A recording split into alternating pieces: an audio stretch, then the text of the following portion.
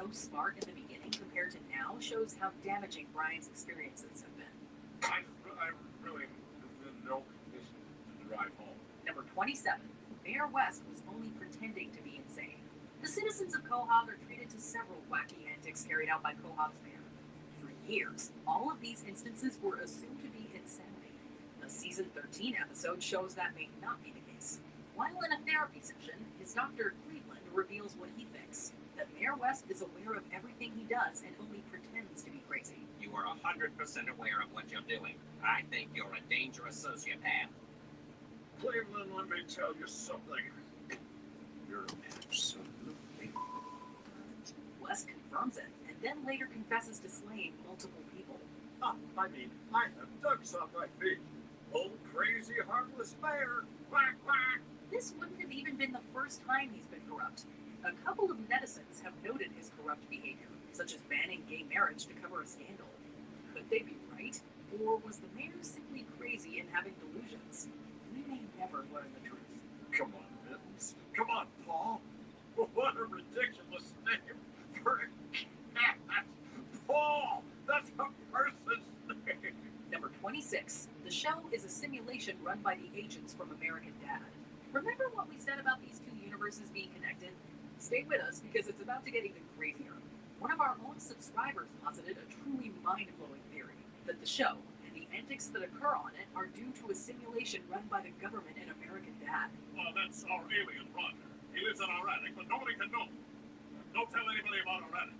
According to @JonathanBarr9764, when Stan shoots Peter during the cold open of Big Fat, he then kidnaps him and places him in one of the vats from vacation goo that can perfectly replicate the real world. Strip you down, put you in the goo, and program the greatest family vacation ever. So, that time in Mexico when you and I went hang gliding and you told me you loved me? Neither of those things ever happened. He then explained that they keep him there for observation while investigating a claim that he slaughtered his family. To keep him from catching on, they put in plenty of distractions in the form of wacky misadventures. The question isn't how I do it. It's how I forgive myself for what I've done. Number 25. Family Guy is in a multiverse. Thanks to the first episode of the 8th season, we already know it's confirmed that other universes exist within the show. Each of these alternate universes, the reality is different than our own. Sometimes only slightly, sometimes quite radically. The point is, every possible eventuality exists. But what if the sitcom itself was a multiverse? It makes sense when you consider the inconsistencies in the plot, particularly when it comes to how Peter makes money, his heritage, or how he and Lois met. My name is Powell. I have a Peter for you. My name is Peter, and I'll be the nickel. Powell for you. Oh, jeez. It changes so often that it almost makes more sense that each episode is merely a microcosm of a specific world, and that the viewer gets sent to the next one once the credits roll.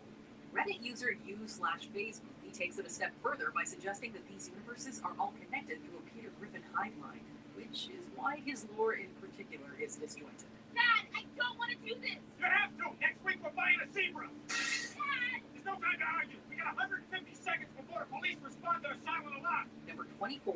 The characters changed because of collective trauma. This, being accurate, could permanently paint the show in a much darker light.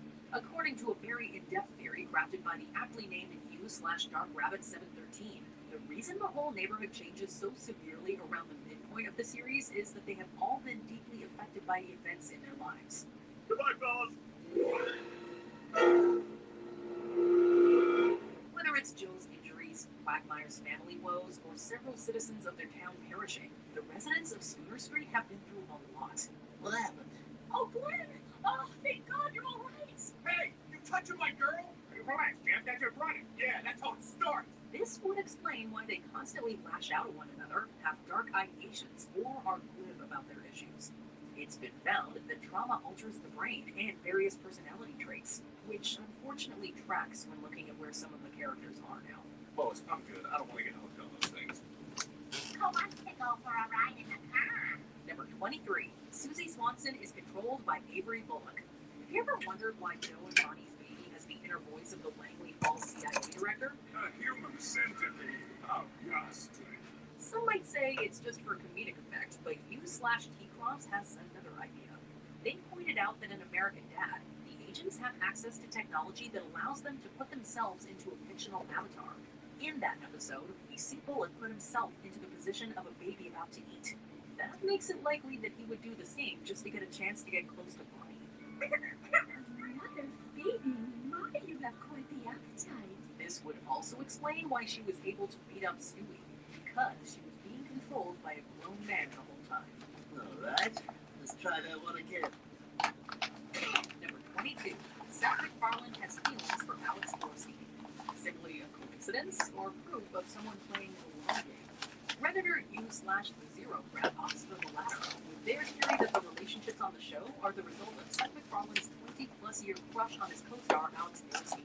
You're willing to forget all about this. I'm more than happy to continue hiding my true feelings. You'll miss us hanging out together. Sorry, I kind of went a little crazy. Ah, that's alright. But I'm sorry I will always love your wife. Which I don't. Thank you, Glenn.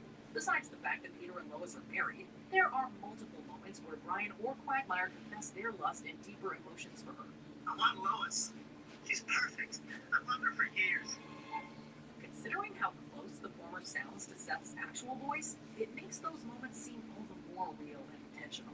What are you I doing? can't help myself, Lois. I know you're married to Peter, but I love you and I can't stand it anymore. Number 21.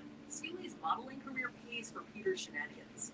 From the very beginning of the series, the Griffin family patriarch has managed to bankroll some truly crazy things, such as a collection of odd vehicles and random additions to the exterior and interior of his home. How has he pulled this off without bankrupting his family? I could be in that New York-style magazine kiosk. Peter, this all looks very expensive. Yes, you might say it was shockingly expensive. One Reddit user suggests that he uses the funds made by Stewie when he modeled for Calvin Klein back in season 2.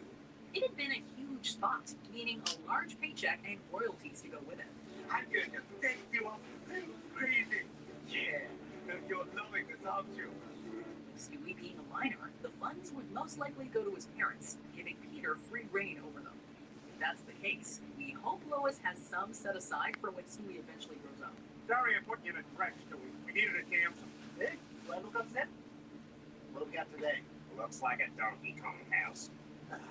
What a mess. Number 20. The Griffins are in hell or purgatory.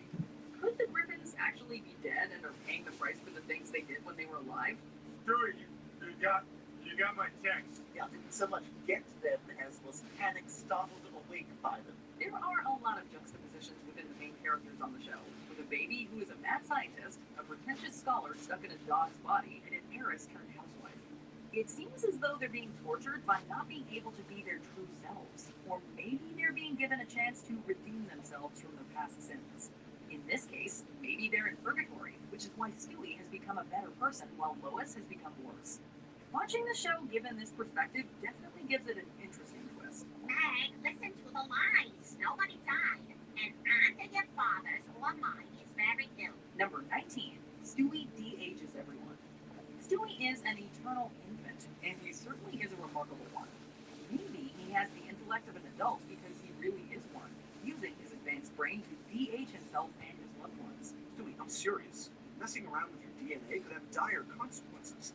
Haven't you ever seen the movie Splice? He didn't want to see his best friend Brian grow old and die long before him.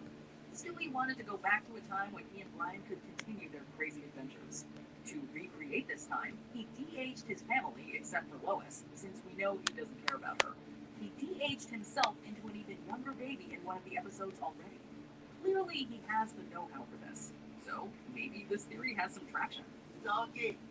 Big donkey. That's right. The big donkey. Number 18. Stan Smith is related to Quagmire. In addition to Family Guy, Seth MacFarlane is a creator of American Dad. There have been a few crossovers with plots and characters on both shows throughout the years. Lunar! Zap the pants! A black and a white talking as if it's normal! Some viewers have speculated that American Dad's protagonist, Stan Smith, could be related to Peter Griffin's neighbor and best friend, Glenn Quagmire. There is a striking resemblance between the two, especially in the chin. While Stan has also been mistaken for Joe, his signature face shape is closer to Quagmire's. Plus, both share the same voice actor.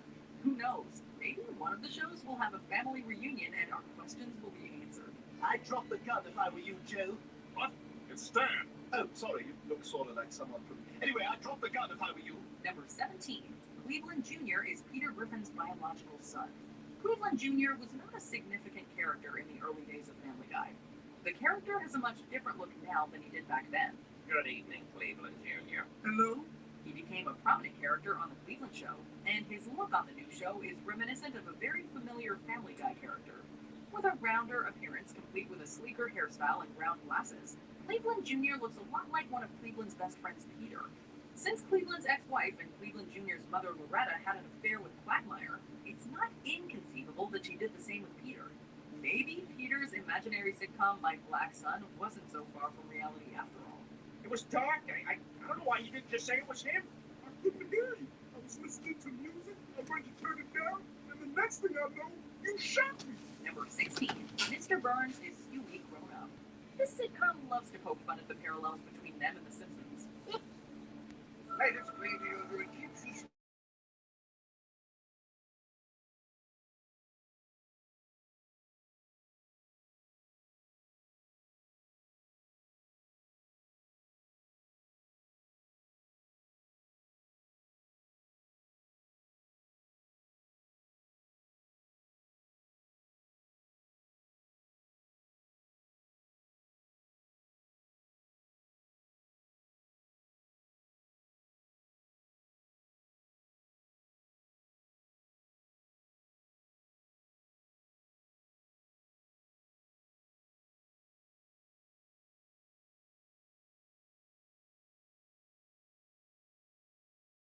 Leading fans to believe that Mr. Burns is Huey's alias, as well as his older self in the future. Why he needs an alias